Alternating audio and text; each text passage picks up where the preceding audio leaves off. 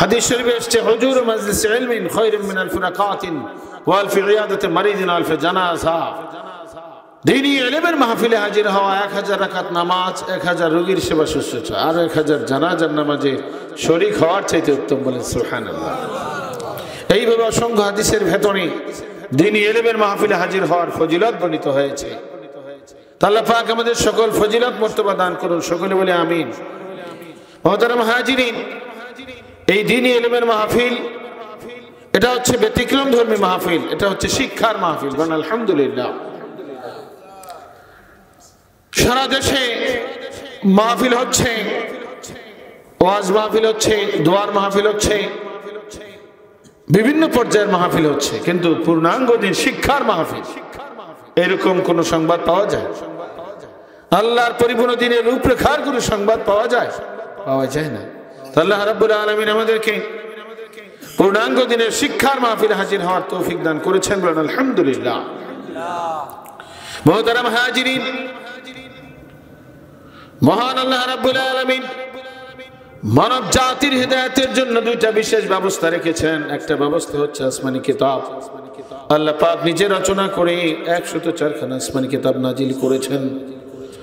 সর্বশেষ এবং সর্বশ্রেষ্ঠ আসমানি কিতাব হচ্ছে কোরআন শরীফ। কোন কিতাব? এই কোরআন নাজিল হওয়ার পরে সমস্ত আসমানি গ্রন্থ রহিত হয়ে গিয়েছে।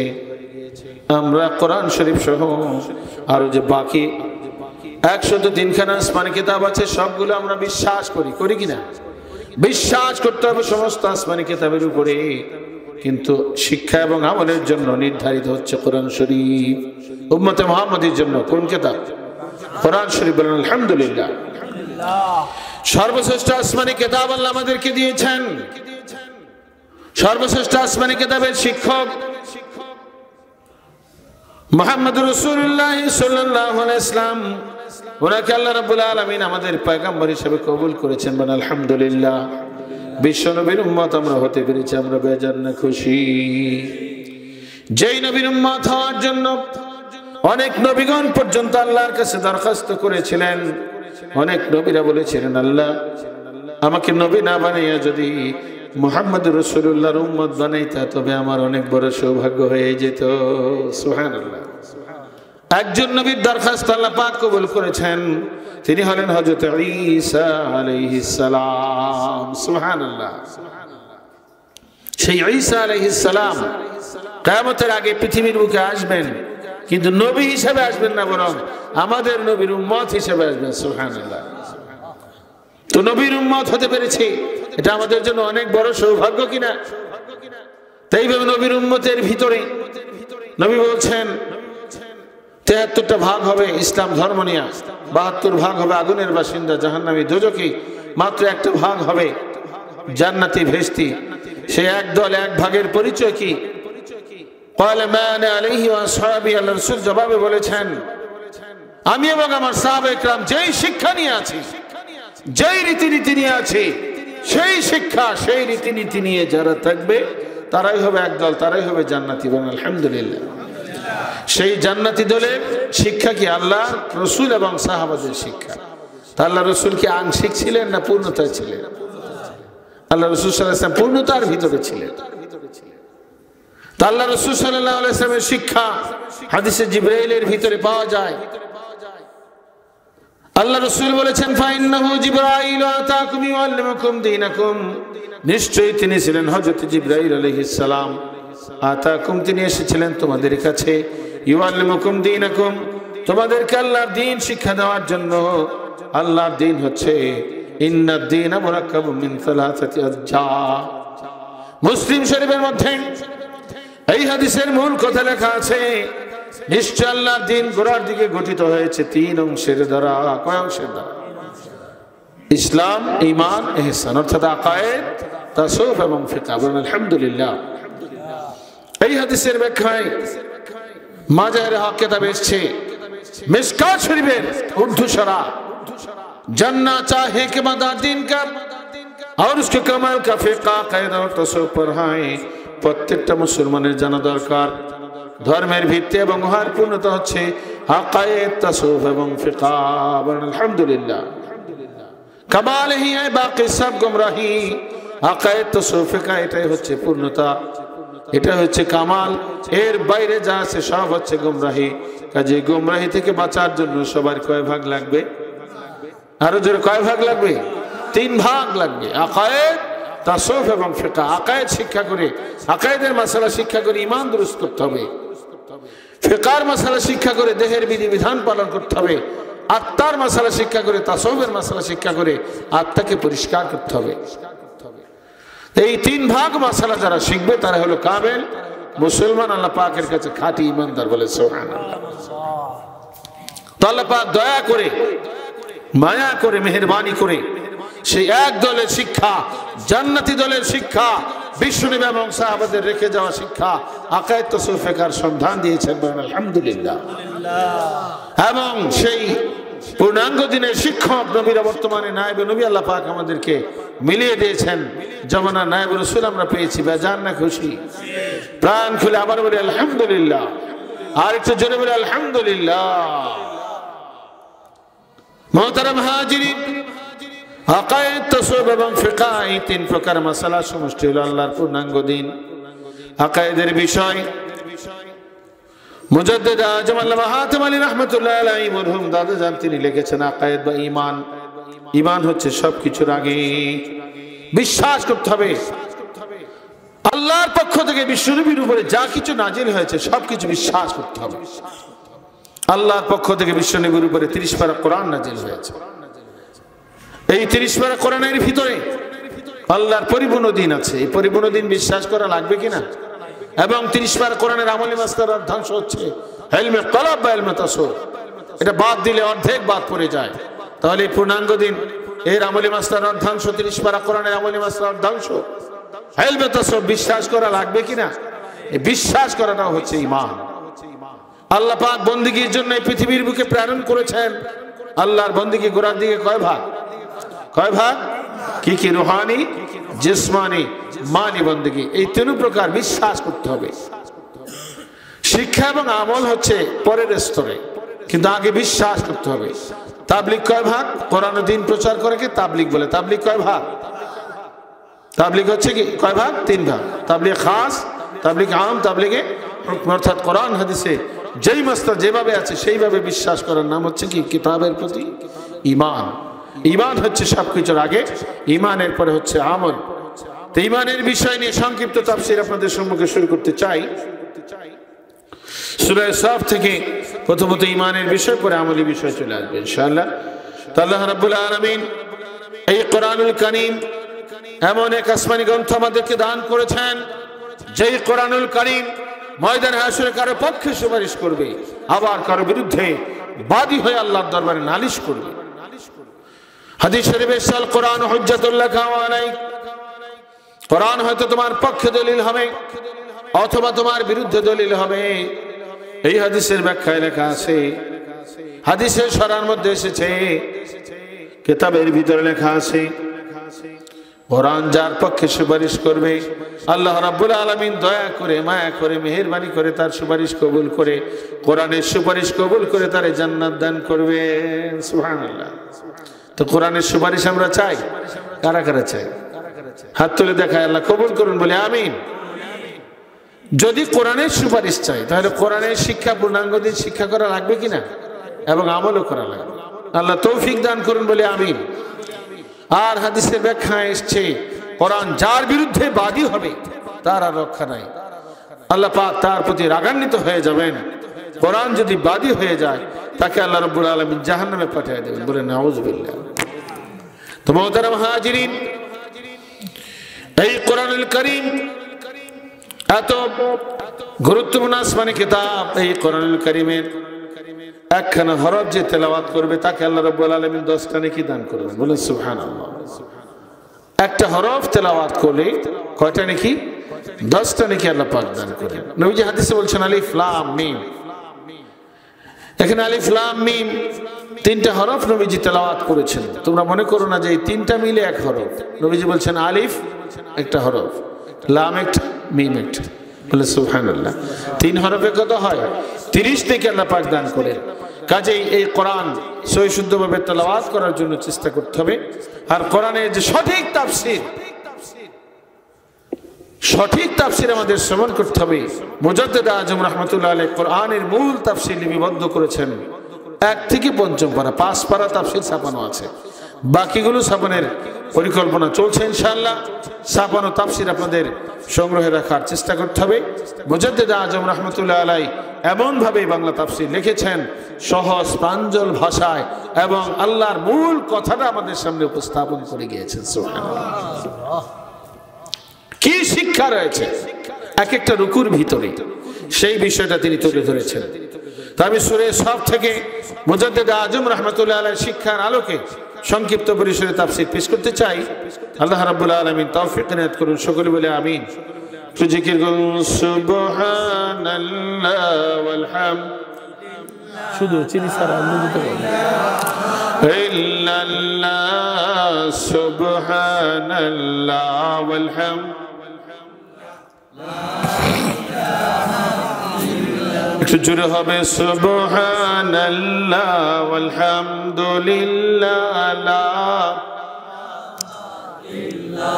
আর জোরে সুবহানাল্লাহ ওয়াল হামদুলিল্লাহ,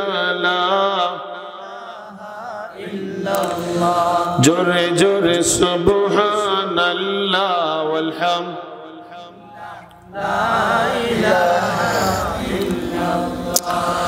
লা ইলাহা ইল্লাল্লাহ মুহাম্মাদুর রাসূলুল্লাহ সাল্লাল্লাহু আলাইহি ওয়াসাল্লাম।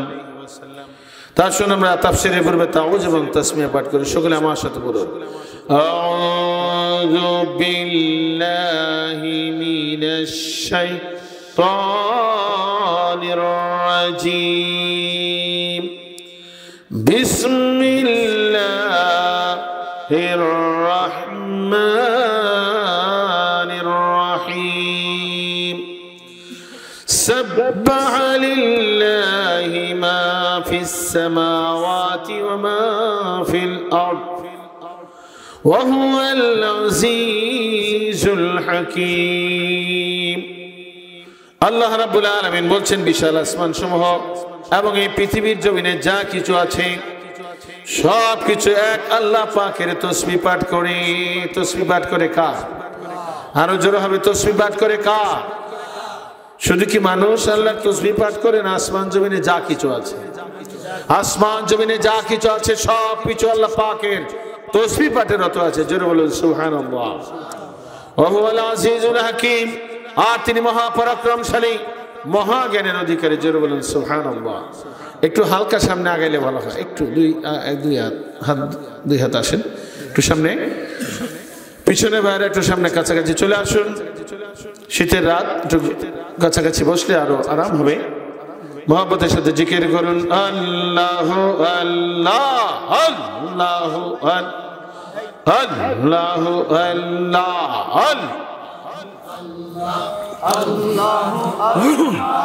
আল্লাহ আল্লাহ আল্লাহ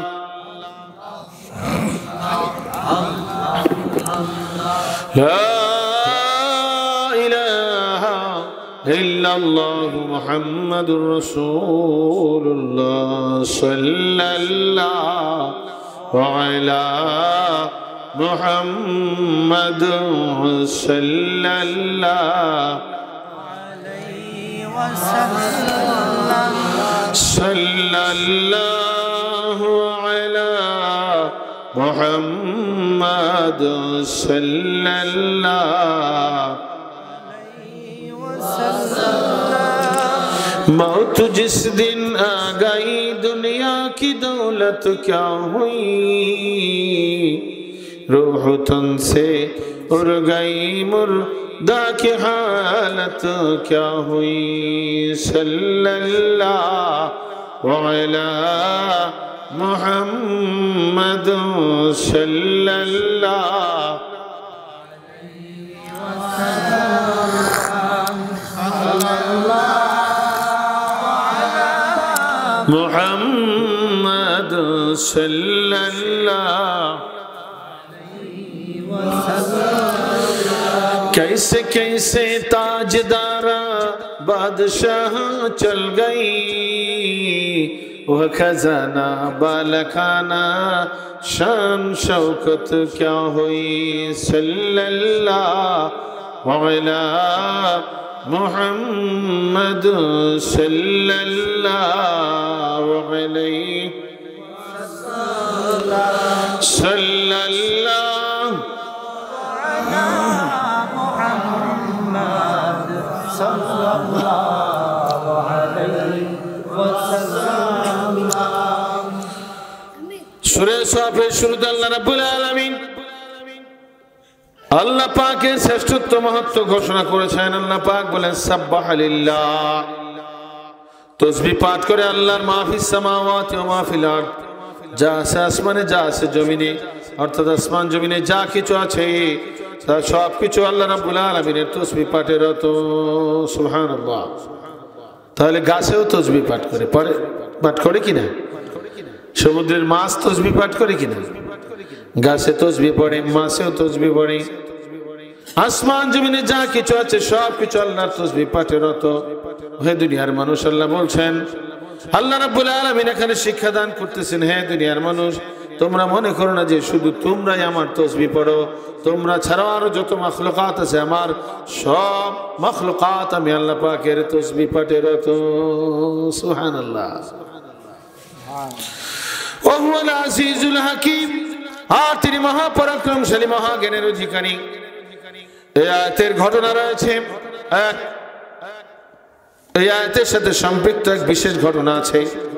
হযরত ওমর ফারুক রাদিয়াল্লাহু তাআলা আনহু নবীকে হত্যা করার জন্য, নবীর শির মুবারক নিয়ে আসার জন্য, শিরচ্ছেদ করার জন্য খোলা তলোয়ার নিয়ে রওনা হয়েছেন। কাফেররা উত্তেজিত করেছিল, কাফেররা হযরত ওমর ফারুককে উত্তেজিত করেছে। আপনাদের মতো নেতা থাকতে আবু জেহেলকে উত্তেজিত করেছে।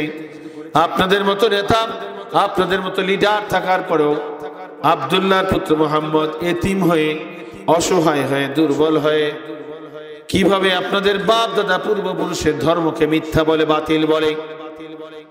এইভাবে কিছু কাফের যখন উত্তেজিত করলো হযরত ওমর ফারুককে, উত্তেজিত করলো আবু জেহেলকে, আবু জেহেল ঘোষণা করলো মুহাম্মদ সাল্লাল্লাহু আলাইহি ওয়াসাল্লামের শিরচ্ছেদ যে করতে পারবে তাকে 100 উট দেওয়া হবে। বলে নাউযুবিল্লাহ। 100 উট তখনকার সময়ে মনে হচ্ছে, মনে করেন যে 100 গাড়িও বলা যায়। আরব দেশের জন্য উট কি মরুভূমির জাহাজ না? এই উটে সওয়ার হয়ে বহু দূর থেকে দূর পর্যন্ত ভ্রমণ করা যায়। 100 উট দেওয়ার ঘোষণা করলো, আরো অনেক উপহার করার জন্য রওনা দিলেন খোলা তলোয়ার নিয়ে। পথিমধ্যে সাক্ষাৎ হলো আবু নাইমের সাথে। আবু নাইম দেখলো চক্ষু লাল, খোলা তলোয়ার হাতে। প্রতিপূজার ধর্মকে মুহাম্মদ মিথ্যা বলছে, আমাদের যত দেব দেবী আছে সবকিছুকে বাতিল বলছে। আমি যাচ্ছি সেই মুহাম্মদের শিরচ্ছেদ করার জন্য। নাউযুবিল্লাহ। আবু নাইম যা ভেবেছিলেন বাস্তবে তাই পেলেন। আবু নাইম চিন্তা করলেন যে কিভাবে উমরকে ফেরানো যায়। সংক্ষিপ্তভাবে বলছি ঘটনা। হযরতে আবু নাইম বলেন, ভাই উমর, মুহাম্মদের শিরচ্ছেদ করতে যাচ্ছ, আগে তো তোমার ঘরের খবর নেওয়া দরকার ছিল। ঘরের খবর তো আগে নেওয়া দরকার। উমর বলছে, ঘরের আবার কিসের খবর? আবু নাইম বলছে, তোমার বোন ভগ্নিপতি উভয় তো সেই মুহাম্মদের দলে চলে গেছে। উমর বলছে, কি ব্যাপার, কি বলছো? হযরত আবু নাইম বলছে, আমি ঠিকই বলেছি, তুমি খবর নিয়ে দেখতে পারো, তোমার বোন ভগ্নিপতি উভয় সেই মুহাম্মদের দলে চলে গেছে। হযরত উমর এইবার ছুটলেন ভগ্নিপতির বাড়ির দিকে। দৌড়ের গতিতে ভগ্নিপতির বাড়ির দিকে ছুটলেন। ভগ্নিপতির বাড়ির কাছে যখন পৌঁছে গেলেন, ঘরের বাইরে থেকে কোরআন তেলাওয়াতের আওয়াজ শুনতে পেলেন। সুবহানাল্লাহ। উমরের বুঝতে বাকি রইল না, বোন ভগ্নিপতি মুহাম্মদ সাল্লাল্লাহু আলাইহি ওয়াসাল্লামের দলে চলে গেছে, ইসলাম কবুল করেছে, এটা বোঝার আর বাকি নাই। বোন ভগ্নিপতি ঘরের ভিতর থেকে টের পেল উমর চলে এসেছে। এইবার উমর আসার টের পেয়ে তারা ঘরের ভিতরে কোরআনের যে আয়াতগুলো ছিল আগে চামড়ার উপরে লেখা, এইভাবে খেজুর পাতা, বিভিন্ন পাথরের উপরে খেজুর পাতার উপরে চামড়ার উপরে লেখা ছিল যেই কাপ আপনার কোরআন লেখা, যেই বস্তুটা তাড়াতাড়ি সরাইলেন, লুকায় ফেললেন যে উমর চলে এসেছে, রক্ষা নাই। উমর ঘরের ভিতরে প্রবেশ করলেন। ঘরের ভিতরে প্রবেশ করে ভগ্নিপতির উপর অত্যাচার নির্যাতন শুরু করলেন, মারপিট শুরু হয়ে গেল ভগ্নিপতির সাথে। এক পর্যায়ে ভগ্নিপতিকে মারতে মারতে রক্ত রঞ্জিত করে মাটিতে শোয়াই দিল। শরীর থেকে রক্ত বের হচ্ছে। স্বামীকে রক্ষা করার জন্য ওমরের বোন স্বামীর উপরে পড়ে গেল। শুরু হলো স্বামী স্ত্রী উভয়ের উপরে মারপিট। এক পর্যায়ে ওমরের বোন চিন্তা করছে সঠিক জিনিসটা বলে দিতে হবে, ভাগ্যে যা আছে তাই ঘটবে। হযরত ওমরকে লক্ষ্য করে বললেন, ভাই ওমর, মারো কাটো যাই কিছু করে না কেন, আমরা যে ইসলাম কবুল করেছি সেই ইসলাম ধর্ম আমরা ছাড়বো না। মুহাম্মদ সাল্লাল্লাহু আলাইহি ওয়াসাল্লামের হাতে আমরা বায়াত গ্রহণ করেছি, আমরা সেই মুহাম্মদ সাল্লাল্লাহু আলাইহি ওয়াসাল্লামকে ছাড়তে পারবো না। আল্লাহর প্রতি ঈমান আনয়ন করেছি, এই দিন থেকে আমরা ফিরবো না। আমাদের ভাগ্যে যা আছে তাই ঘটবে, আমাদের জীবন চলে যেতে পারে, কিন্তু আমরা ইসলাম ধর্ম ছাড়বো না। বলেন সুবহানাল্লাহ। ওমরের চিন্তার ভিতরে পরিবর্তন চলে আসে। মহাজ্ঞানী ছিলেন হযরত ওমর। বলেন সুবহানাল্লাহ। এইবার চিন্তা করছেন, একটা মেয়ে লোক হয়ে আমার সম্মুখে এইভাবে হুঙ্কার দিয়ে কথা বলছে, অথচ আমার সম্মুখে বড় বড় লিডার পর্যন্ত কথা বলতে ভয় পায়। একজন মেয়ে লোক এইভাবে কথা বলছে, তাহলে অবশ্যই এর ভিতরে ভেদ আছে। সঙ্গে সঙ্গে হযরত ওমরের চিন্তা পরিবর্তন হয়ে গেল। বলল, বোন, ও বোন ভগ্নিপতি, তোমরা কি পেয়েছো মুহাম্মদ সাল্লাল্লাহু আলাইহি ওয়াসাল্লামের কাছে? তাড়াতাড়ি আমাকে শোনাও। তখন হযরত ওমর ফারুককে বোন ভগ্নিপতি এই পর্যায়ের আয়াত আপনার পাঠ করে শুনাইলেন। সাব্বাহা লিল্লাহি মা ফিস সামাওয়াতি ওয়া মা ফিল আরদ ওয়া হুয়াল আজিজুল হাকীম। বিশাল আসমান সমূহ এবং এই পৃথিবীর জমিনে যা কিছু আছে সব কিছু এক আল্লাহর তাসবিহ পাঠে রত। সুবহানাল্লাহ। তাসবিহ পাঠ করে কার? আর তিনি মহাপরাক্রমশালী, মহাজ্ঞানের অধিকারী। আরবের ভাষা আরবি। সঙ্গে সঙ্গে হযরত ওমর বুঝে ফেললেন এবং ভাবনার ভিতরে পড়ে গেলেন, এই ঘোষণা কোন মানুষের পক্ষে সম্ভব না।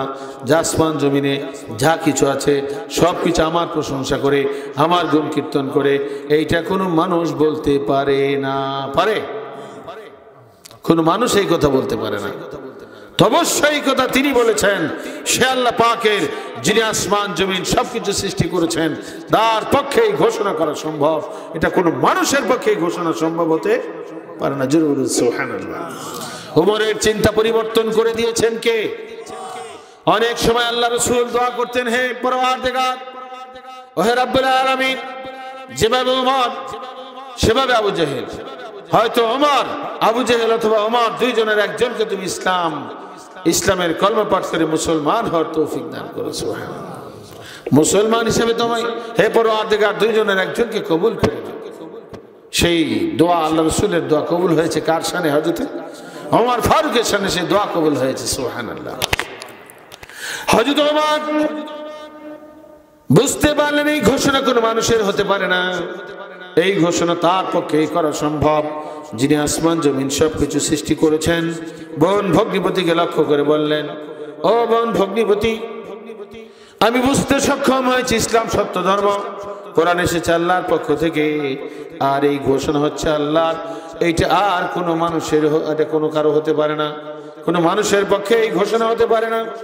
কাজেই তাড়াতাড়ি নিয়ে চলো, আমি মুহাম্মদ সাল্লাল্লাহু আলাইহি ওয়াসাল্লামের কাছে যাব, তার কাছে গিয়ে কলেমা পাঠ করে আমি মুসলমান হয়ে যাব। সুবহানাল্লাহ। বোন ভগ্নিপতি খুশি হলেন, নবীজির দরবারে নিয়ে গেলেন। নবীজির দরবারে 39 জন সাহাবী নিয়ে নবীজি তালিম প্রদান করতেছিলেন। সুবহানাল্লাহ। হযরত ওমর খোলা তলোয়ার নিয়ে, চক্ষু লাল, চলছে নবীজির দরবারে। নবীজির দরবারে হাজির হয়ে গেছেন, কাছাকাছি চলে এসেছেন।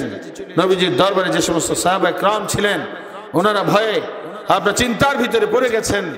হয়তো ওমরের পিছনে হাজার হাজার কাফের রয়েছে, হয়তো টের পেয়ে গেছে আমাদের গোপন আস্তানা। নবীজি চুপে চুপে গোপনে গোপনে ইসলামের দাওয়াত দিতেন, গোপনে গোপনে তালিম প্রদান করতেন যেন কাফেররা টের না পায়। এইভাবে দিনের দাওয়াতি কাজ তিনি চালিয়ে গিয়েছেন। সুবহানাল্লাহ।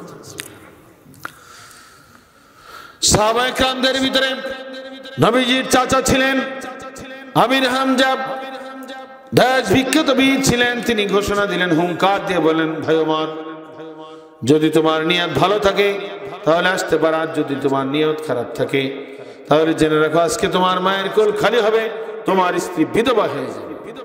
মারা পড়লেই তো মায়ের কোল খালি হয়, স্ত্রী কি হয়? বিধবা হয়। অর্থাৎ বললেন যে আজকে আমাদের তো অবস্থা শেষ, তোমার অবস্থা আপনার গুরুতর হয়ে যাবে। নবীজির চেহারায় হাসি হাসি ভাব। সুবহানাল্লাহ। নবীজি বললেন, ওহে আমার সাহাবারা, তোমরা ওমরকে কিচ্ছু বলো না, ওমরকে আমার কাছে আসতে দাও। নবীজি যখন বলছেন আমার কাছে আসতে দাও, সঙ্গে সঙ্গে সমস্ত সাহাবায়ে কেরাম পথ ছেড়ে দিলেন। হযরত ওমর সোজা চলে গেলেন নবীজির সামনে। সুবহানাল্লাহ। ঘটনা বললেন, ইয়া রাসূলুল্লাহ, আজকে আপনাকে হত্যা করার জন্য খোলা তোলা নিয়ে আমি বের হয়েছি। প্রতিমধ্যে আবু নাঈমের সাথে সাক্ষাৎ হলো, সেই ঘটনা বললেন। বগ্নিপতির বাড়ির ঘটনা বললেন।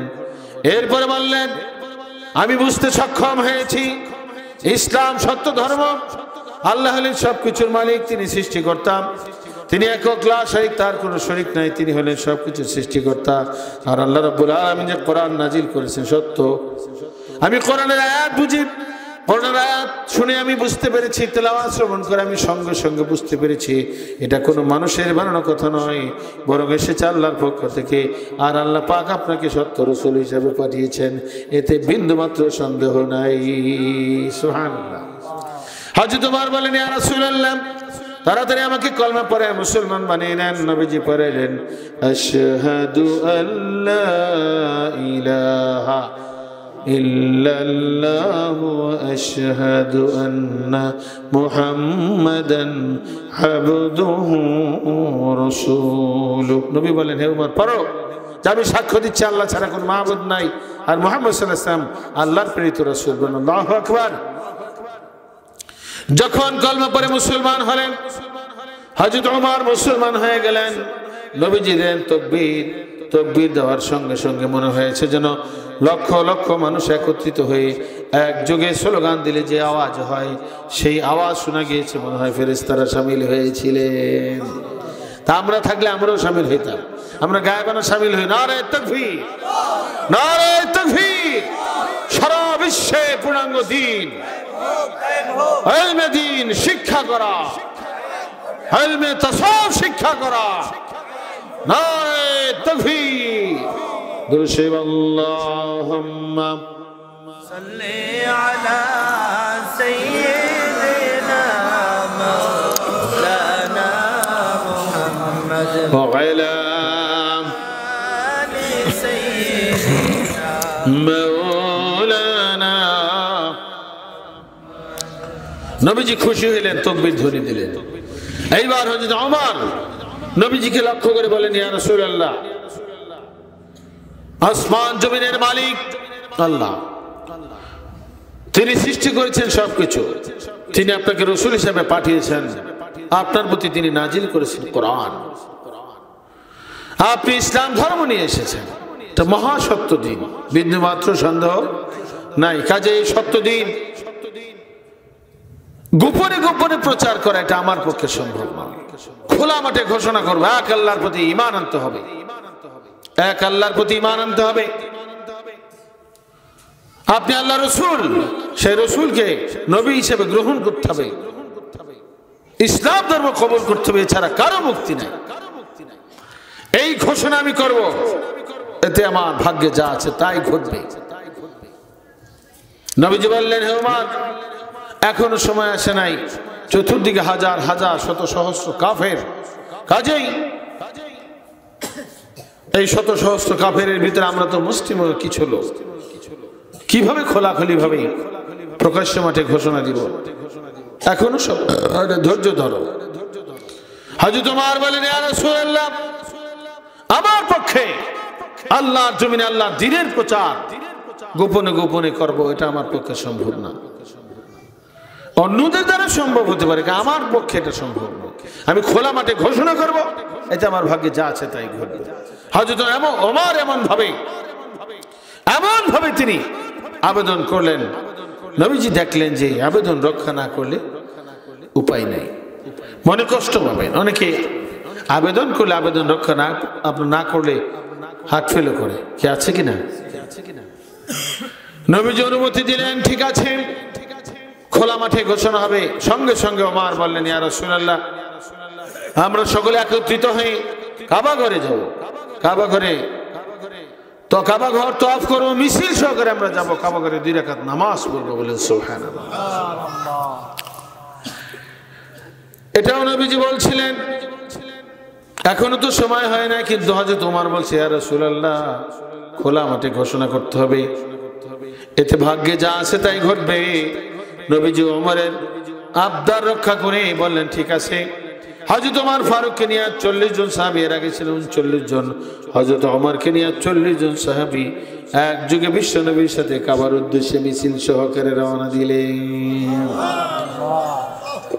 নবীজি চলছেন আগে, সঙ্গে আছেন হযরত ওমর, বাকি সাহাবায়ে কেরাম 39 জন সাহাবা রয়েছেন নবীজির পিছনে। মিছিল সহকারে কাবা ঘরের উদ্দেশ্যে রওনা হয়েছেন। কাবা ঘরে গেলেন, চতুর্দিক থেকে তওয়াফ শুরু করলেন, কাবা ঘরের তওয়াফ শুরু করলেন। চতুর্দিকে শত সহস্র কাফেররা চিন্তার মধ্যে পড়ে গেলেন। যেই উমর গেল মুহাম্মদের শিরচ্ছেদ করার জন্য, সেই উমরকে দেখা যায় মুহাম্মদের পিছনে ঘুরে কাবা ঘর তওয়াফ করে, তওয়াফ শেষে আবার নামাজও পড়ছে। এইটাকে আমরা স্বপ্ন দেখছি নাকি বাস্তব? সুবহানাল্লাহ। কানা ঘোষা শুরু করছে। হযরত ওমর সব কিছু খেয়াল রেখেছেন, কাফেরদের যে কানা ঘোষা, জল্পনা কল্পনা সব কিছু খেয়াল করেছেন। এক পর্যায়ে হযরত ওমর বললেন, আমি সেই ওমর, সত্যি আমি ওমর, আমি ইসলাম কবুল করেছি, নবীজির হাতে বায়াত গ্রহণ করেছি। তোমাদের যদি কারো সাধ্য থাকে আমাকে বাধা দেওয়ার, জেনে রাখো যে আমাকে বাধা দিতে আসবে তার মায়ের কোল খালি হবে, তার স্ত্রী বিধবা হয়ে যাবে। বলেন আল্লাহু আকবার। হযরত ওমর এইভাবে হুঙ্কার ছেড়ে বললেন, বাধা দেওয়া তো দূরের কথা, জিজ্ঞেস করবে, যে প্রশ্ন করবে, এরকম সাহস কারো হয় না। বলেন সুবহানাল্লাহ।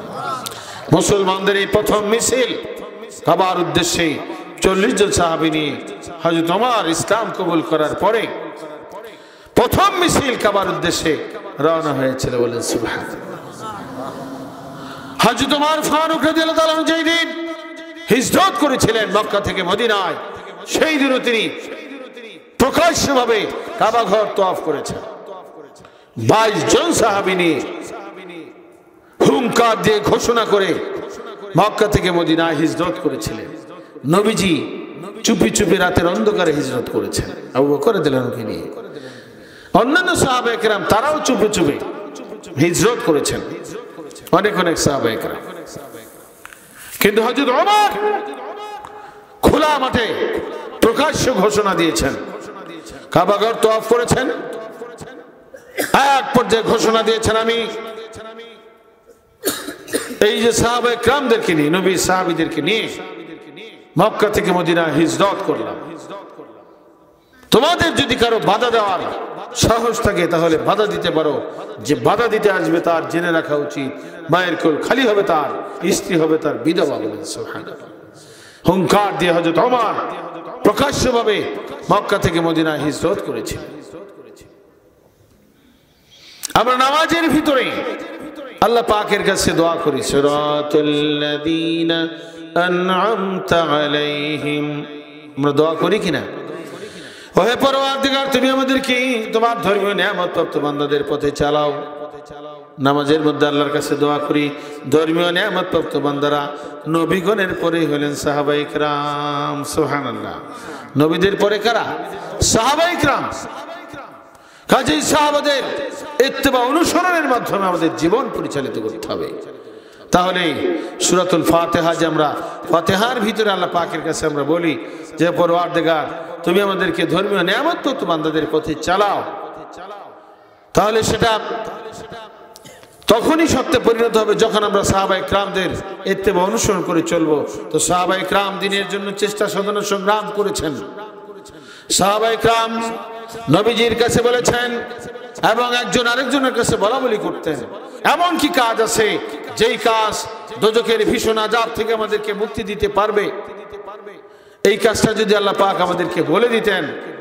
এইভাবে সাহাবায়ে কেরামের মনের আকাঙ্ক্ষা অনুযায়ী আল্লাহ রাব্বুল আলামিন সূরা সফের আয়াত নাজিল করেছেন, ইয়া আইয়ুহাল্লাযীনা আমানু হাল আদুল্লুকুম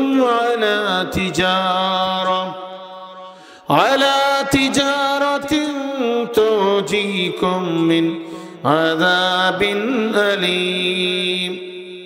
হে ইমানদার বান্দাগণ, আমি কি তোমাদেরকে এমন এক তিজারতের কথা বলবো? তিজারতের মর্ম হলো মহান কাজ, যেই মহান কাজ তোমাদেরকে কঠিন যন্ত্রণাদায়ক আযাবের থেকে মুক্তি দান করবে। সাহাবাদের মনের সাথে আয়াত মিলে গেছে কিনা?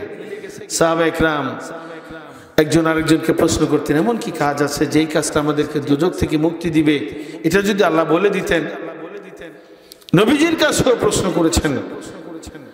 আল্লাহ রাব্বুল আলামিন তাদের মনের আকাঙ্ক্ষা অনুযায়ী আয়াত নাজিল করে জানিয়ে দিয়েছেন, এমন কি কাজ আছে যেটা তোমাদের দুজকের আযাব থেকে মুক্তি দিবে, ভীষণ যন্ত্রণাদায়ক আযাব থেকে নাজাত দিবে?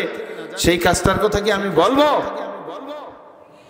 আল্লাহ রাব্বুল আলামিন প্রথমত প্রশ্ন করেছেন, প্রশ্ন করে আকর্ষণ সৃষ্টি করেছেন। এরপর আল্লাহ বলে দিয়েছেন সেই মহান কাজ হচ্ছে তুমিনুনা বিল্লাহ। আল্লাহু আকবার। আল্লাহ রাব্বুল আলামিন বলছেন, হে ইমানদার বান্দাগণ, আমি কি তোমাদেরকে এমন এক তিজারতের কথা বলবো? তিজারতের মর্ম হলো মহান কাজ, যেই মহান কাজ তোমাদেরকে কঠিন যন্ত্রণাদায়ক আযাবের থেকে মুক্তি দিবে। সেই কাজটা হচ্ছে তুমিনুনা বিল্লাহি ওয়া রাসূলিহি, তোমরা ঈমান আনবে আমি আল্লাহর প্রতি এবং আমার রাসূলের প্রতি। আল্লাহু আকবার। দ্বিতীয় ঈমানের মর্ম হলো ঈমানে মজবুত থাকবে। ঈমান আনার পরে ঈমান থেকে আর সরা যাবে না। হাদিস শরীফের মধ্যে এসেছে, ইন্না হাযাল ইলমা দীনুন ফানজুর আম্মান তাখুযুনা দীনাকুম, নিশ্চয়ই এই ইলম হয়েছে দ্বীন, কাজেই তুমি কার কাছে দ্বীন শিখছো তাকে তদন্ত করো, অনুসন্ধান করে দেখো সে কামেল না নাকিস। হাদি গ্রহণের আগে অনুসন্ধান, হাদি গ্রহণ করার পরে হাদি যদি খাঁটি হয়, কোরআন হাদিসে ৮-৫-১৩ শর্ত আছে এবং তার ভিতরে আছে পূর্ণাঙ্গ দ্বীন, তাহলে আর কোনো সন্দেহ চলবে? কোনো সন্দেহ চলবে না, বরং ঈমানে মজবুত থাকতে হবে সেই দ্বীনের পথে। এখানে মূলত আল্লাহ রাব্বুল আলামিন আল্লাহ এবং তার রাসূলের প্রতি ঈমানে মজবুত থাকার কথা বলছেন। দ্বিতীয় ঈমানের মর্ম কি? ঈমানে মজবুত থাকতে হবে। তো রাসূলের বর্তমানে আমরা নায়েব রাসূল পেয়েছি, নায়েব রাসূলের মাধ্যমে আমরা দ্বীন পেয়েছি, কোনো সন্দেহ চলবে? যখন দলিলে ঠিক আছে আর কোনো সন্দেহ চলবে না। ঈমানে মজবুত থাকতে হবে, দ্বীনের উপর অটল থাকতে হবে। আয়াতের মর্ম কথা, ওয়াতুজাহিদুনা ফি সাবিলিল্লাহি বিআমওয়ালিকুম ওয়া আনফুসিকুম। আল্লাহ রাব্বুল আলামিন বলছেন, আর তোমরা জিহাদ করবে আল্লাহর পথে পূর্ণাঙ্গ দ্বীন জারি কায়েমের জন্য, বিআমওয়ালিকুম তোমাদের মালের দ্বারা, ওয়া আনফুসিকুম তোমাদের জানের দ্বারা। জান মাল দিয়ে আল্লাহর পূর্ণাঙ্গ দ্বীন জারি কায়েমের জন্য তোমরা জিহাদ করবে, চেষ্টা সাধনা করবে। সঙ্গে সঙ্গে আল্লাহ পাক বলে দিয়েছেন, যালিকুম খায়রুল লাকুম ইন কুনতুম তা'লামুন।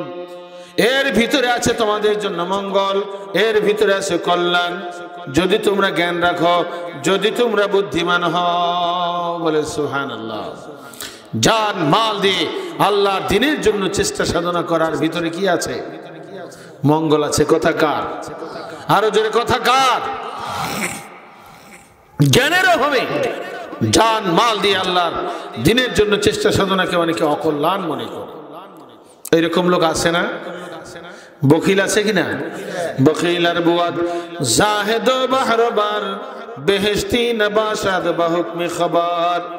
বখিল সাধক যদি জলে স্থলে আর বেহেশতি না হবে বলে হাদিসে প্রচার। বখিল সারা পৃথিবীতে যদি দরবেশ বলে এমন শুরু হয়ে যায়, কিন্তু তার ভিতরে থাকে বখিলি, ধর্মের জন্য মাল খরচ করতে দিলে চায় না, এই হালতটার নাম কি? বখিল। সমগ্র পৃথিবীতে সে দরবেশ হয়ে যায়, কিন্তু একটা মাত্র রোগ আছে, অন্তরের রোগ, সেটা নাম কি? বখল। এই বখিলি রোগ যদি থাকে তাহলে ভেস্তি না হবে বলে হাদিসে প্রচার। হাদিসের মধ্যে প্রচার আসছে তার জন্য ভেস্তের কোনো সংবাদ থাকবে না, বলে নাউযুবিল্লাহ। তাই বখিল যারা জান মাল আল্লাহর দ্বীনের জন্য ব্যয় করে কে অকল্যাণ মনে করে, তাদের আসলে জ্ঞানের অভাব। তাদের কি? জ্ঞানের অভাব। আজকে আপনি কোটিপতি মনে করেন, কোটিপতি বা 10 কোটি টাকার মালিক ব্যাংকে আপনার নামে আছে, মারা গেলে কয় কোটি টাকার মালিক থাকবে? 1 টাকাও মালিক থাকবো? কোনো মালিক আমরা থাকবো না। আর এটা যদি আমি পরকালের জন্য, আখিরাতের মুক্তির জন্য, সংসার রক্ষা, ধর্ম রক্ষা, আর কি বিশেষ করে গরিব রক্ষা, সংসার রক্ষা, ধর্ম রক্ষা, গরিব রক্ষা, ধর্ম রক্ষার জন্য ধনী গরিব সবাই মিলে যে খরচ করতে হবে, প্রচার বিভাগ, ফিকহ বিভাগ, তাসawwুফ বিভাগে, এই কাজে যদি আমরা মাল খরচ করতে পারি, তাহলে আল্লাহ রাব্বুল আলামিনের ব্যাংকে আপনার আমার অ্যাকাউন্টে নায়েব রাসূলের মাধ্যমে জমা হয়ে যায়। বলে সুবহানাল্লাহ। মারা যাওয়ার পরে দেখবেন যে অ্যাকাউন্ট থেকে নেকি চলে আসতেছে। হাসরের ময়দানে, পরজগতে বা কবরের ভিতরে টাকা পয়সা কাজে লাগবে, সেখানে কাজ হবে নেকি। সেখানে কি কাজ হবে? নেকি লাগবে সেখানে। আর সেই নেকি কামানোর জন্য রুহানি বন্দেগী, জিসমানি বন্দেগী, আর কি মালি বন্দেগী লাগবে। এই 3 কিসিমের বন্দেগী করে যারা পরকালে যাবে, তাদের জন্য কবর হবে জান্নাতের বাগান, এবং সেখানে তারা সুখময় আপনার বসবাসে আল্লাহ রাব্বুল আলামিন আর আয়াতের ভিতরে বলছেন সেই পরজগৎ হয়ে যাবে তাদের জন্য সুখময়। বলেন আলহামদুলিল্লাহ।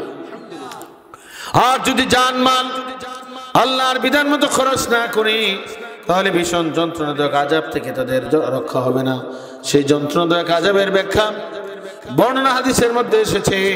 একটা দিনের জন্য কোনো দোজখী মানুষকে দোজখে নিক্ষেপ করা হলে কমপক্ষে 70,000 বার শরীরের চামড়া জ্বলে পুড়ে যাবে, 70,000 বার নতুন চামড়া বদল করে দেওয়া হবে। বলেন নাউযুবিল্লাহ।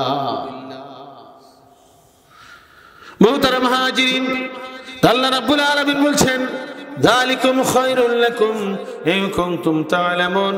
জান মাল দিয়ে আল্লাহর পূর্ণাঙ্গ দিন জারি কায়েমের জন্য যদি তোমরা চেষ্টা সাধনা করো, জান মাল যদি তোমরা পূর্ণাঙ্গ দিনের জন্য ব্যয় করো, তাহলে এর ভিতরে আছে তোমাদের জন্য মঙ্গল। যদি তোমরা জ্ঞানী হও, যদি তোমরা বুদ্ধিমান হও, তাহলে এর ভিতরে আছে কল্যাণ। সুবহানাল্লাহ। তাহলে জান মাল আল্লাহর দিনের জন্য ব্যয় করা লাগবে কিনা? আর এই কথা কোরআন শরীফে আছে কিনা? আর 3 নম্বর পারার ভিতরে আরো বিস্তারিত ভাবে অনেক অনেক বর্ণনা আছে, আরো বিভিন্ন জায়গায় এসেছে। মুহতারাম হাজিরিন, সাহাবায়ে কেরাম এটাই চেয়েছিলেন। কোন কাজ করলে পরে দোজখের আযাব গজব থেকে বাঁচা যাবে, আল্লাহর নৈকট্য পাওয়া যাবে, পরজগতে বেহেশত উদ্যান পাওয়া যাবে। আল্লাহ রাব্বুল আলামিন সাহাবায়ে কেরামের মনের আকাঙ্ক্ষা অনুযায়ী আয়াত নাযিল করে জানিয়ে দিয়েছেন, তুজাহিদুনা ফি সাবিলিল্লাহি বিআমওয়ালিকুম ওয়া আনফুসিকুম। তোমরা জিহাদ করবে, চেষ্টা সাধনা করবে আল্লাহর পথে পূর্ণাঙ্গ দিন জারি কায়েমের জন্য, তোমাদের মালের দ্বারা, তোমাদের জানের দ্বারা। এর ভিতরে আছে কল্যাণ। আল্লাহ যদি বলেন কল্যাণ, তাহলে এর বিপরীত কোনো চিন্তা চলবে? আল্লাহ পাক যেখানে কল্যাণ বলেছেন, আমাদের সৃষ্টিকর্তা কে? আমাদের মৃত্যু দিবেন কে? ধন সম্পদ দিয়েছেন কে? হাত পা চক্ষু কোন অঙ্গ প্রত্যঙ্গ সবকিছু কে দান করেছেন? এইগুলো আল্লাহ পাক দান করেছেন। মাল আল্লাহ দান করেছেন। মাল কার দান? দিয়া ধন বুঝে মন কেড়ে নিতে কতক্ষণ। ধন দিয়েছেন আল্লাহ, আপনার কেড়ে নিতেও সময় লাগে না। এরকম অনেক উদাহরণ আছে। ঢাকা শহর 4টা বাড়ি, এমন রোগ আল্লাহ দিয়ে দিয়েছেন ক্যান্সার। 4 বাড়ি বিক্রি করে আপনার ক্যান্সার থেকে উদ্ধার হতে পারে নাই। মানুষের ধারে ধারে ঘুরেও আপনার শেষ পর্যন্ত তার রক্ষা হয় নাই। আল্লাহ পাক পারেন কিনা? সকাল বেলার বাদশা তুমি, ফকির সন্ধ্যা বেলা। সকাল বেলার ফকির তুমি, ধনী সন্ধ্যা বেলা। সকাল বেলার ফকির তুমি, বাদশাহ সন্ধ্যা বেলা। আল্লাহু আকবার। কোরআনের আয়াতেরই মর্ম কথা। মাল আল্লাহ পাক দান করেন, মাল আল্লাহ পাক কেড়ে নেন। জান আল্লাহ পাক দেন, জান কেড়ে নিয়ে যান। হাত পা সবকিছু আছে কিন্তু অচল, কাজ করে না। এরকম লোক আছে না? যুবক, শক্তিশালী যুবক, কিন্তু এমন ভাবে স্ট্রোক করেছে, প্যারালাইসিস, বিছানায় পড়া রোগী। এখন তাকে টানাটানি করতে আরো অনেক লোক লাগে। আছেন এরকম? প্রায় জায়গায় এরকম দেখা যায়। আল্লাহ পাক উদাহরণ দেখান যে আমি তোমাকে শক্তি দিয়েছি, তোমার অল বডি আমি দান করেছি, এর ভিতরে শুধু রগগুলোকে আমি যদি একটু চিকন করে দেই, রগের ভিতরে যে রক্ত চলাচল যদি একটু বিঘ্ন ঘটিয়ে দেই, সঙ্গে সঙ্গে একটা সাইড অবশ হয়ে যায়। এরকম হয় কিনা? কাজেই শক্তি আল্লাহর দান, এই মাল আল্লাহর দান। এই মাল এবং জান এবং মাল ব্যয় করতে হবে কার বিধান মতো? আল্লাহর বিধান মতো, আল্লাহর পূর্ণাঙ্গ দিন জারি কায়েমের পথে ব্যয় করতে হবে। মুহতারাম মুহাজিরিন, মুহতারাম মুহাজিরিন, জান মাল যদি আল্লাহর বিধান মতো খরচ করি, তাহলে আল্লাহ রাব্বুল আলামিন অনেকগুলো সুসংবাদ আমাদের জন্য রেখেছেন। দোজখ থেকে মুক্তি, এবং এর ভিতরে আছে কল্যাণ। দোজখ থেকে মুক্তির ঘোষণা কে দিয়েছেন? আযাব গজব থেকে মুক্তির ঘোষণা আল্লাহ দিয়েছেন। এবং আল্লাহ বলছেন এর ভিতরে আছে কল্যাণ, আছে মঙ্গল। এরপর আল্লাহ বলছেন ইয়াগফির লাকুম যুনুবাকুম ওয়া ইউদখিলকুম জান্নাতিন তাজরি মিন তাহতিহাল আনহার। আল্লাহ বলেন আমি তোমাদের গুনাহরাশি মাফ করে দিব। গুনাহরাশি মাফ করে দিয়ে আল্লাহ বলেন তোমাদেরকে আমি জান্নাতে দাখিল করব, জান্নাতে প্রবেশ করাবো। সুবহানাল্লাহ। গুনাহরাশি মাফ হোক, এটা আমরা চাই, চাই কি না? বেহেশতে যাইতে বাধা হলো গুনাহ। বেহেশতে যাইতে বাধা কি? গুনাহ যদি আপনার আবার না থাকে, বেহেশতে যাইতে আর বাধা আছে? আল্লাহ বলছেন ইয়াগফির লাকুম যুনুবাকুম, তিনি তোমাদের গুনাহরাশি মাফ করে দিবেন। অর্থাৎ গুনাহ মাফ করবেন কে? ওয়া ইউদখিলকুম জান্নাতিন তাজরি মিন তাহতিহাল আনহার, এমন জান্নাতে তোমাদেরকে প্রবেশ করাবেন যেই জান্নাতের তলদেশ দিয়ে নহর জারি আছে। বলেন সুবহানাল্লাহ। মধুর নদী, দুধের নদী, খালিস পানির নদী, বানানো শরবতের নদী, বেহেশতের সমতল ভূমি দিয়ে চলছে। যেই দিন থেকে আল্লাহ বেহেশত তৈরি করেছেন, নহর তৈরি করেছেন, নদী বানাইছেন, সেই দিন থেকে টাটকা অবস্থায় আছে। অনন্তকাল এটা টাটকা অবস্থায় থাকবে।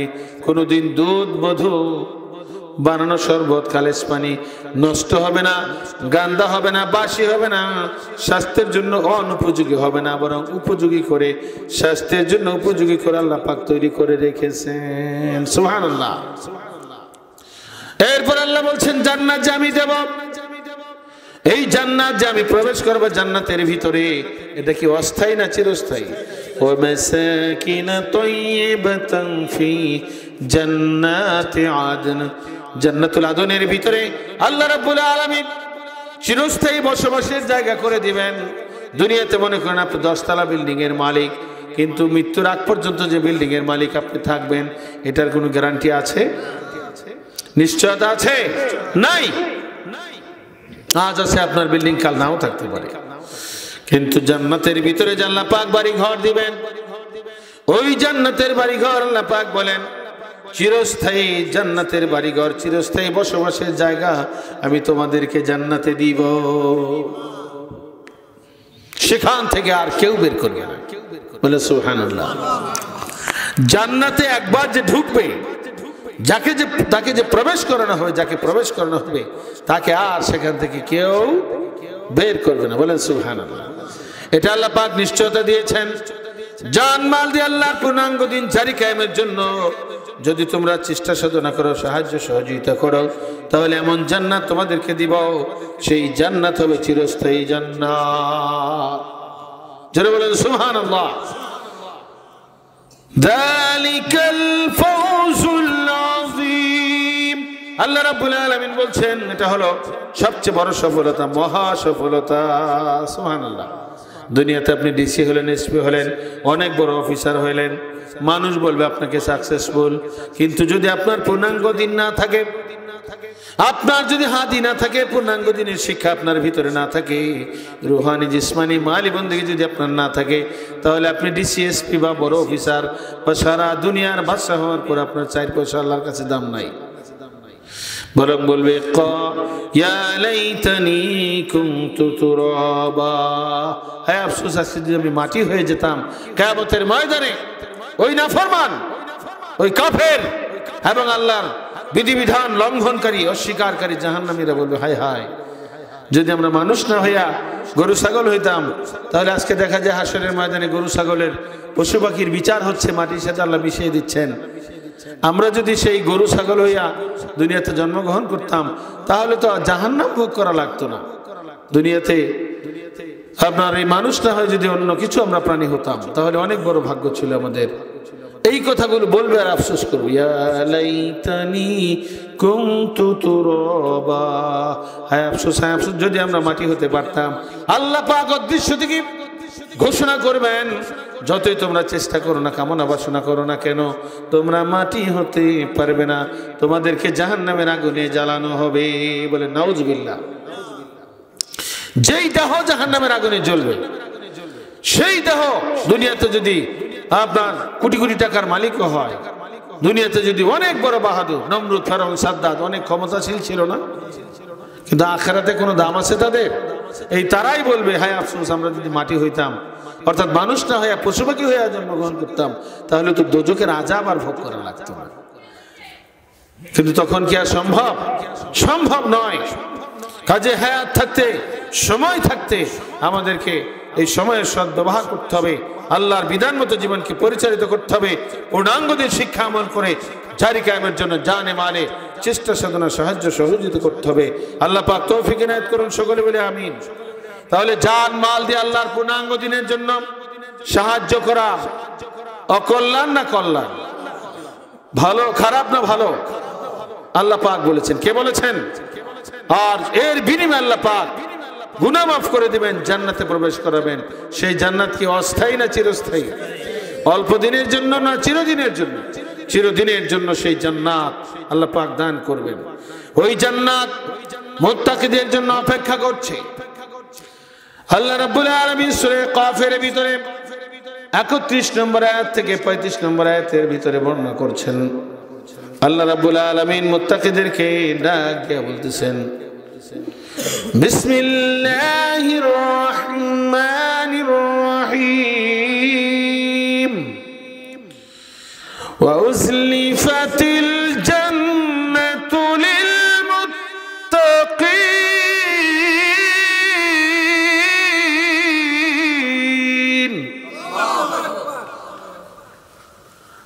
ওয়া উজলিফাতিল জান্নাতু লিল মুত্তাকিন গায়রা বাঈদ,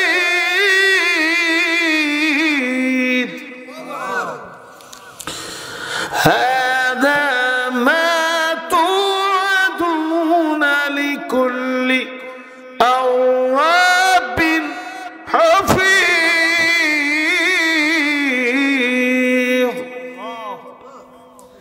মহান আল্লাহ রাব্বুল আলামিন ঘোষণা করতেছেন, সেই জান্নাতকে মুত্তাকিদের জন্য উপস্থিত করা হবে।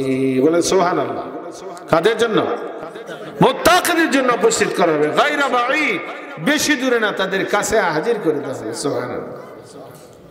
আল্লাহ রাব্বুল আলামিন কিয়ামতের ময়দানে জান্নাতকে উপস্থিত করবেন।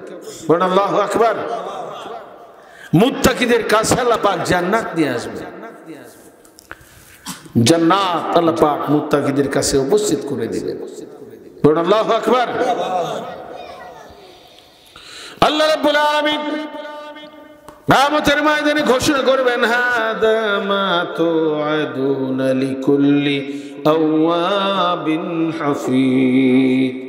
এই হলো সেই জান্নাত যার ওয়াদা করা হয়েছিল, অঙ্গীকার করা হয়েছিল। আল্লাহ রাব্বুল আলামিনের ভক্ত, আল্লাহর আনুগত্য প্রাপ্ত, আল্লাহকে যারা ভালোবাসে, আল্লাহর দ্বীনের যারা অনুরাগী, আল্লাহকে যারা পেতে চায় ওই সমস্ত বান্দাদের জন্য আল্লাহ রাব্বুল আলামিন জান্নাতের ওয়াদা করেছিলেন। এবং যারা আল্লাহ রাব্বুল আলামিনের পরিপূর্ণ দিনের সীমা যারা সংরক্ষণকারী, বলে সুবহানাল্লাহ। আল্লাহ রাব্বুল আলামিন মুত্তাকিদের জন্য জান্নাত হাজির করবেন। এখন জানা দরকার মুত্তাকি কাকে বলে। তাফসীরের ভিতরে এসেছে যাদের ভিতরে রূহানি বন্দেগী আছে, জিসমানি বন্দেগী আছে, মালি বন্দেগী আছে, তারাই হলো মুত্তাকি, বলেন সুবহানাল্লাহ। সূরা বাকারার প্রথম রুকুতে আল্লাহ পাক সেই মুত্তাকিদের বর্ণনা দিয়েছেন। সেই মুত্তাকিদের কাছে আল্লাহ জান্নাত নিয়ে আসবেন, বলে সুবহানাল্লাহ। জান্নাত হাজির করে দিবেন মুত্তাকিদের নিকটে। তাহলে আমরা মুত্তাকি হতে চাই কিনা? সবাই মুত্তাকি হতে চাই? একটু হাত তুলে দেখাই কারা কারা মুত্তাকি হতে চাই। আল্লাহ কবুল করুন, বলে আমিন। আল্লাহ রাব্বুল আলামিন মুত্তাকিদের জন্য জান্নাতকে তাদের নিকটে হাজির করবেন। আর বলা হবে এই হলো সেই জান্নাত যার ওয়াদা করা হয়েছিল আল্লাহ ভক্ত এবং আল্লাহর পূর্ণাঙ্গ দিনের সীমাকে যারা সংরক্ষণকারী। আল্লাহর দিন হলো গোড়ার দিকে 3, কত? এরপরে 4 ইবাদত, মুআমালাত, মুহলিকাত, মুনজিয়াত। প্রত্যেক ভাগে আছে 10 প্রকার করে, 4 দশা কত হয়? 3, 4, 40 সুশীল আল্লাহর পূর্ণাঙ্গ দিন। এই পূর্ণাঙ্গ দিন যারা শিখবে, আমল করবে, জারি কায়েমের জন্য জানে মানে চেষ্টা সাধনা করবে, তাদেরকে আল্লাহ রাব্বুল আলামিন হাফিজ বলেছেন। তারা হলো আল্লাহর দ্বীনের হেফাজতকারী। জোরে বলেন সুবহানাল্লাহ। মান খাশিয়ার রাহমান বিল গায়ব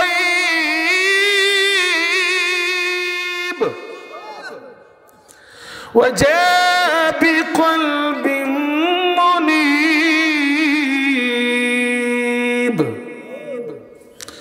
আল্লাহ রাব্বুল আলামিন বলছেন যারা না দেখে আল্লাহ পাককে বিশ্বাস করে, দয়াময় রহমানকে যারা অদৃশ্যভাবে না দেখে বিশ্বাস করে। আল্লাহর আমরা দেখছি, কি বলে দেখেছি, কিন্তু দেখি না, আমরা আল্লাহকে বিশ্বাস করেছি। এটা হচ্ছে ঈমানের মাসালা। কিসের মাসালা? ঈমানের মাসালা। যারা ঈমানের মাসালা ঠিক আছে এবং আল্লাহ রাব্বুল আলামিন ভয়ের কথা বলেছেন। ভয়টা কোথায় থাকে? আত্মার ভিতরে থাকে। ঈমানটাও থাকে আত্মার ভিতরে, ভয়টা থাকে কোথায়? আত্মার ভিতরে। যারা দয়াময় আল্লাহকে না দেখে ভয় করেছে,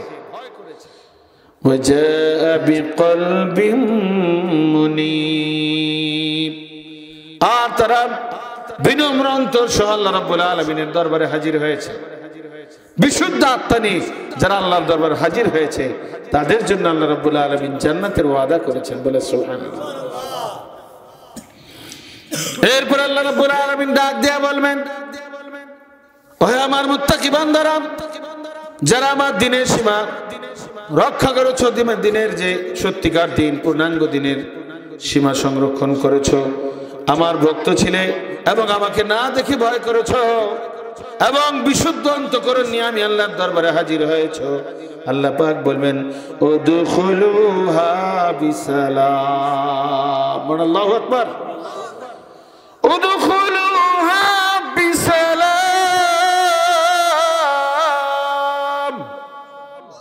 জোরে হবে আল্লাহু আকবার।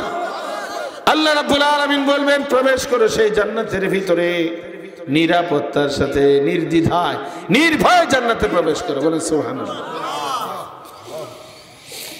যালিকা ইয়াউমুল খুলুদ।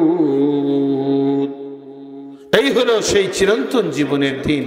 আজকের থেকে তোমাদের জিন্দেগি শুরু, আর কোনোদিন মৃত্যু হবে না, বলে সুবহানাল্লাহ। জান্নাতে আর মরণ হবে? জান্নাত থেকে কেউ বের করবে? জান্নাতের জিন্দেগি চিরস্থায়ী জিন্দেগি, আলহামদুলিল্লাহ। ওই জান্নাতের ভিতরে জান্নাতি বান্দাদের জন্য অফুরন্ত নিয়ামত আছে। আল্লাহ বলেন লাহুম্মা ইয়াশাউনা ফিহা ওয়া লাদাইনা মাজিদ। তাদের জন্য রয়েছে মনে যা চাইবে জান্নাতের ভিতরে। আল্লাহ পাক বলেন জান্নাতি বান্দাদেরকে সেই জান্নাতের ভিতরে যা তারা ইচ্ছা করবে, যা তারা কামনা করবে, সঙ্গে সঙ্গে আল্লাহ রাব্বুল আলামিন এই সব কিছুর ব্যবস্থা করে দিবেন। সুবহানাল্লাহ। জান্নাতের ভিতরে সবচেয়ে গরিব বেহেশতি তাকে আল্লাহ পাক 10টা দুনিয়ার সমান রাজত্ব দিবেন। কয়টা? 10 দুনিয়ার সমান রাজত্ব পাবে। এবং সেই জান্নাতের ভিতরে এক জায়গায় বসে পুরা জান্নাতের তার যে 10 দুনিয়ার সমান রাজত্ব, রাজত্বের কোথায় কি হচ্ছে সবকিছু সে এক জায়গায় বসে দেখতে পারবে। সুবহানাল্লাহ। সে যদি চায় তার জান্নাতের 10 দুনিয়ার লাস্ট বর্ডারের একটা গাছের ফল খাইতে চায়, মনে মনে কল্পনা করবে আল্লাহ পাক সেই গাছকে তার সামনে হাজির করে দিবেন। সুবহানাল্লাহ। মা তাশতাহি আনফুসুকুম ওয়া লাকুম ফিহা মা তাদউন। আল্লাহ বলেন জান্নাতি বান্দারা মনে যা চাইবে তাই তাদেরকে হাজির করে দেওয়া হবে, তাই তাদেরকে দান করা হবে। এখানে আল্লাহ বলছেন লাহুম মা ইয়াশাউনা ফিহা ওয়া লাদাইনা মাজিদ। আল্লাহু আকবার। আল্লাহ বলেন যা তারা চাইবে, যা তারা কামনা করবে, যা তারা ইচ্ছা করবে তাই সেখানে তাদেরকে দেওয়া হবে। ওয়া লাদাইনা মাজিদ। আল্লাহ বলেন আরো আছে আমার কাছে, যা চাইবে না তাও আমার কাছে মওজুদ আছে। বলে সুবহানাল্লাহ। আর অসংখ্য নিয়ামত আল্লাহ বলেন আমার কাছে মওজুদ রয়েছে। যে বলে সুবহানাল্লাহ। ওয়া লাদাইনা মাজিদ। যা চাইবে না এর চেয়ে তার বেশি নিয়ামত কার কাছে আছে? আল্লাহর কাছে আছে। বলেন আলহামদুলিল্লাহ। সেই জান্নাত আমরা চাই। কারা কারা চাই? আবার একটু হাত তুলে দেখে আল্লাহ কবুল করুন বলে আমিন। সেই জান্নাত পাওয়ার জন্য আল্লাহর দ্বীন জারি কায়েমের ব্যাপারে জান মাল দিয়ে চেষ্টা সাধনা করা লাগবে। এটা কি নফল না ফরজ? আর এই ব্যাপারে আল্লাহ পাক কোরআন শরীফে 125 জায়গায় বর্ণনা করেছেন। কত জায়গায়? 125 জায়গায় আল্লাহ পাক বর্ণনা করেছেন। সূরা সব থেকে এক জায়গা থেকে আপনাদেরকে এই বিষয়টা তুলে ধরা হলো। এইভাবে আরো 124 জায়গা, মোট 125 জায়গায় আল্লাহ রাব্বুল আলামিন আল্লাহর দ্বীন জারি কায়েমের জন্য জান মাল দিয়ে চেষ্টা সাধনার কথা বলেছেন। কাজে আল্লাহর দ্বীন জারি কায়েমের জন্য জানে মালে চেষ্টা সাধনা করতে হবে। আর সেই দিনের রূপরেখা আপনারা শুরুতেই শুনেছেন। গোড়ার দিকে 3 আকায়েদ, তাসawwুফ, ফিকহের পরে 4 ভাগ, ইবাদত, মুআমালাত, মুহলিকাত, মুনজিয়াত। প্রত্যেক ভাগে 10 করে 4 দশে কত হয়? 40 উসুলে পূর্ণাঙ্গ দিন। এই 40 উসুলে পূর্ণাঙ্গ দিন আমাদেরকে শিক্ষা করতে হবে, আমল করতে হবে। জারি কায়েমের জন্য জানে মালে চেষ্টা সাধনা করতে হবে। আর এই সব কিছুর আগে এই দিনের একজন শিক্ষক হাদি গ্রহণ করতে হবে। হাদি গ্রহণ করে হাদির মাধ্যমে পূর্ণাঙ্গ দিন শিক্ষা আমলের চেষ্টায় যদি আমরা থাকি, তাহলে শিক্ষা আমলের চেষ্টায় থাকলে মারা গেল আল্লাহ কবরে 2 জন ফেরেশতা দিবেন। কয়জন? মান মাতা ওয়া হুয়া ইয়াতলুবুল ইলমা ফায়াবাসুল্লাহু ফি কবরিহি মালাকাইন। যে ব্যক্তি মারা গেল দিন শিক্ষা আমলের চেষ্টায় থাকা অবস্থায়, আল্লাহ রাব্বুল আলামিন তার কবরের ভিতরে 2 জন ফেরেশতা নিযুক্ত করবেন। নবীজি বলছেন এই 2 ফেরেশতা কবরের জিন্দেগিতে রুহানি ভাবে বাকি ইলম শিখাবে। আর আল্লাহ রাব্বুল আলামিন কিয়ামতের ময়দানে ওই ব্যক্তিকে আলেম আরেফ আল্লাহর ওলি বানিয়ে উঠাবেন। সুবহানাল্লাহ। হক্কানি আলেম এবং আরেফ আল্লাহর ওলি বানিয়ে উঠাবেন। আলহামদুলিল্লাহ। আর শিক্ষা আমল করে যদি কেউ মারা যায়, শিক্ষা আমলের চেষ্টা আছে, শিখতে পারে না, তাহলেও আল্লাহ আলেম বানাবে, কবরে শিখায় আলেম বানায় উঠাবেন। আর এই পূর্ণাঙ্গ দিন যারা 40 উসুল শিখবে তাদেরকেও হাদিসের মধ্যে এসেছে আল্লাহ রাব্বুল আলামিন কিয়ামতের ময়দানে আলেম হিসেবে ঘোষণা দিবেন। বলে সুবহানাল্লাহ। মান হাফিযা আলা উম্মতি 40 হাদিসান ফি আমরি দীনিহা বাসাহুল্লাহু ফাকিহা। আল্লাহ রাসূলকে প্রশ্ন করা হয়েছিল যে কতটুকু ইলম শিখলে একজন মানুষ আলেম হতে পারে। আল্লাহ নবী জবাব দিয়েছেন আমার উম্মতের কল্যাণার্থে দিন সংক্রান্ত, ফি আমরি দীনিহা, দিনের বিধিবিধান সংক্রান্ত 40 হাদিস যে শিক্ষা করেছে, বাসাহুল্লাহু ফাকিহা। আল্লাহ রাসূল বলেন আল্লাহ পাক তাকে কিয়ামতের মাঠে ফকিহ অর্থাৎ আলেম বানিয়ে উঠাবেন। সুবহানাল্লাহ। হাদিসের ব্যাখ্যা মুহাদ্দিসিনগণ সবচেয়ে বেশি জানেন। কি কথা ঠিক কিনা? পৃথিবী বিখ্যাত মুহাদ্দিস মোল্লা আলী কারি রাহমাতুল্লাহ আলাইহি মিশকাতের আরবি শরহ মিরকাতুল মাফাতির মধ্যে লিখেছেন 40 হাদিসান মানাহু 40 মাসআলাতান ফি আমরি দীনিহা। 40 হাদিসের মর্ম হলো আল্লাহর দ্বীনের বিধিবিধান সংক্রান্ত 40 মাসালা। কত মাসালা? 40 হাদিসান মানাহু 40 মাসআলাতান ফি আমরি দীনিহা। দ্বীনের 40 মাসালা। কত মাসালা? কিন্তু এখন এর ব্যাখ্যা না জানার কারণে মক্তবে 40 হাদিস পড়ানো হয়।